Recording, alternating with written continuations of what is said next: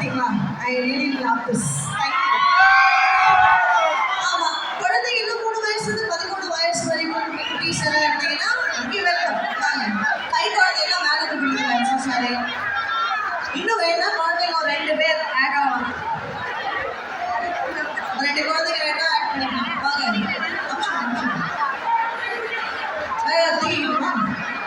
பார்த்து பார்த்து பொறுமையா லைன் இருக்கு.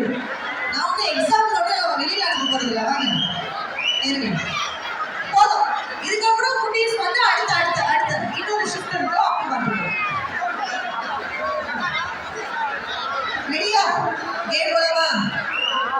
சரி, இந்த சப்ஜெக்ட் நான் எத்தனை வேலை பார்த்தாலும் 3 வயசு என்னால் நம்ப முடியல.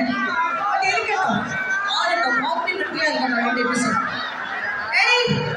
ஸோ உங்களுக்கான கேம் நான் எல்லாருக்கிட்டையும் குழந்தைங்க பேர் கேட்குறேன் அப்படின்னா அநேகமாக இது எவ்வளோ நேரம் எடுக்கும் அப்படின்னு தெரியும். நிறைய நேரம் எடுக்கும். அதனால குழந்தைங்க எல்லாரும் ரொம்ப அழகான பேரோடு இருக்கட்டும். வின் பண்ணும் போதோ இல்லை வெளியில் போகும்போது பேர் கேட்கலாம். இது யாருக்கெல்லாம் நல்லா டான்ஸ் ஆடுது? யாருக்கெல்லாம் இங்கே டான்ஸ் ஆட தெரியாது? ஆனால் தூக்குற எல்லாமும் ஆம்பளை பிள்ளைங்க. டான்ஸ் ஆட தெரியாதா? டான்ஸ் ஆட தெரியாது. டான்ஸ் ஆட குட்டீஸ் வாங்க. டான்ஸ் ஆட தெரியாத குட்டீஸ் எல்லாரும் வெளில போயிடலாம். டான்ஸ் ஆட தெரிஞ்ச குட்டீஸ் வாங்க. குழந்தைங்களுக்கு மேடை கலைக்கிறது ரொம்ப கஷ்டம். அதனால டான்ஸ் ஆட தெரிஞ்ச குழந்தைங்க மட்டும் மேலே வரணும்.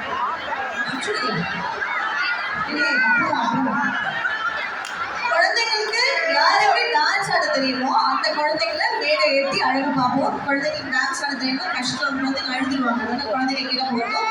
குழந்தைங்க டான்ஸ் ஆட தெரிஞ்ச குழந்தைங்க வரணும். டக்குனு மேலே வாங்க. டான்ஸ் ஆட தெரியுமா? டான்ஸ் ஆட தெரிஞ்ச குட்டீஸ்லாம் மேலே வரலாம். கேம் அந்த மாதிரி தான் இருக்கும்.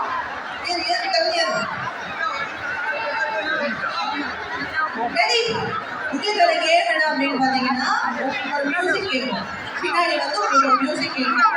நீங்கள் வந்து டான்ஸ் ஆடும். உங்களுக்கு பிடிச்ச மாதிரி உங்களுக்கு பிடிச்ச செட்டில் டான்ஸ் ஆடும். மியூசிக் ஸ்டாப் பண்ணும்போது டக்குனு கீழே உட்காரும். கீழே உட்காரும். புரியுதா? எல்லா குட்டீஸும் புரியுதா? தமிழை தவிர்த்து வேற ஏதாவது லாங்குவேஜ் இருந்துச்சு அப்படின்னா ஹிந்தி, மலையாளம், தெலுங்கு அந்த மாதிரி இருந்துச்சுன்னா அவங்களுடைய ப்ரொடியூசர்ஸ் ப்ளீஸ் பண்ணிடுங்க. ஓகேவா?